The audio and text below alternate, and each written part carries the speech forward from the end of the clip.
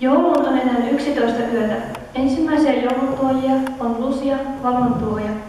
13. joulukuuta, kun joulukuu on pimeimmillään, vietetään Lucian päivää.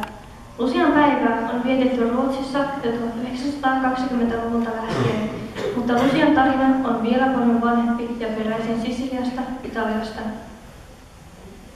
Vanhojen tarinoiden mukaan alkuperäinen Lucia lahjoitti omaisuutensa köyhille ja tästä suuttuneena hänen sulasensa ilmiantoi hänet kristityksi. Lucia yritettiin polttaa roviolla, mutta tuli ei kuitenkaan tarttunut häneen ja niinpä hän kärsi marttyyrikuoleman miekan iskusta. Toisen tarinan mukaan Lucia lahjoitti silmänsä hänen rakastuneelle pakananuorkaiselle. Poika kääntyi kristinuskoon ja neiti Maria lahjoitti Lucialle uudet entistä kauniimmat silmät. Siitä lähtien Lucia on pidetty pyhimyksenä ja erityisesti näkövammaisten pyhimyksenä. Pohjoismaisessa Lucia-juhlassa nämä vanhat perinteet eivät näy.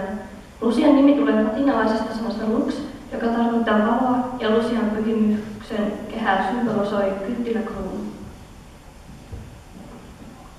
Nykyään monet kaupungit valitsevat oman Luciansa, esimerkiksi siten, että jonkun lehden lukijat saavat äänestää muutamasta ehdokkaasta Lucian. Lucian päivänä valittu Lucia ja hänen neitosensa vierailevat kaupungin sairaalassa, sairaskodeissa, päiväkodeissa ja vanhusten luona. Lucia ja hänen seuraajansa tarjoavat erityisiä Lucian puluja ja laulavat joulujuhlia. Isoimmissa kaupungeissa järjestetään myös kaupungin halkikulkuja Lucia-kulkuja. Ne lehdet, jotka osallistuvat Lucian valintaan, keräävät valitsijoilta pienen maksun. Myyvät Lucia-kortteja ja merkkejä. Näin saadut rahat käytetään hyväntekeväisyyteen.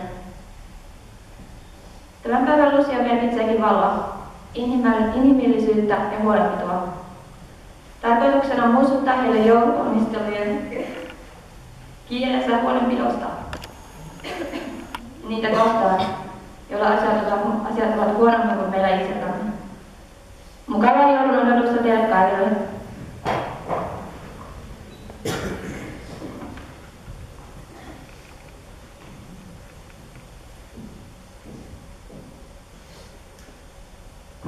Kiitos, ja voitte lähteä tunnille.